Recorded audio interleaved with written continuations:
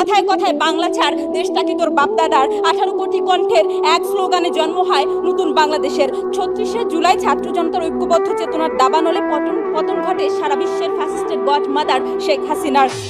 নাগরিক সচেতনতার এক দফায় 15 বছরের গুম খুন লুট ভোট চুরি কুশীলবরা লেজ গুটিয়ে পালাতে বাধ্য হয়। 18 কোটি কণ্ঠের এক স্লোগানে জন্ম হয় নতুন বাংলাদেশের। তখন আমরা বিশ্বাস করি মাননীয় স্পিকার, ভোটের অধিকার বলুন, রাষ্ট্র সংস্কার বলুন, জুলাইয়ের চেতনার বাতিঘর, সমস্ত চেতনার বাতিঘর আপনি আমি আমরা আমাদের মধ্যে নিহিত। যে কথাটি আমরা আজকে সংসদে বারবার বলছি মাননীয় স্পিকার, আমার বেটা মারলু কেন?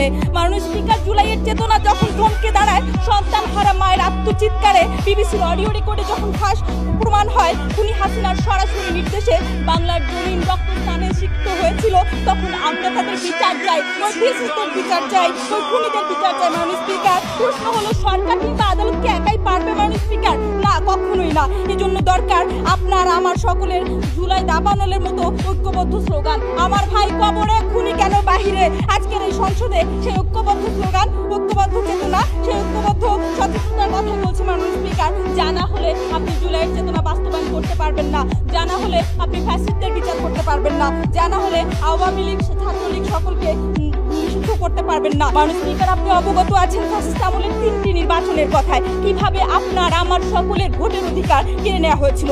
2014-এর বিনা ভোটে নির্বাচন, 2018-র রাতের ভোটে নির্বাচন, 2024-এ আমির নির্বাচন। মাননীয় স্পিকার, আমরা বিচার চাই আজকে ওই নির্বাচন কমিশনের, আজকে আমরা বিচার চাই ওই নির্বাচন জড়িত অপরাধীদের, পুলিশ প্রশাসন সকলের, যাতে করে আর কেউ আমার আপনার ভোট কেড়ে নিতে পারবে না, যাতে করে মাননীয় স্পিকার কেউ খুশিতে বা ঠেলায় ভোট দিতে পারবে না।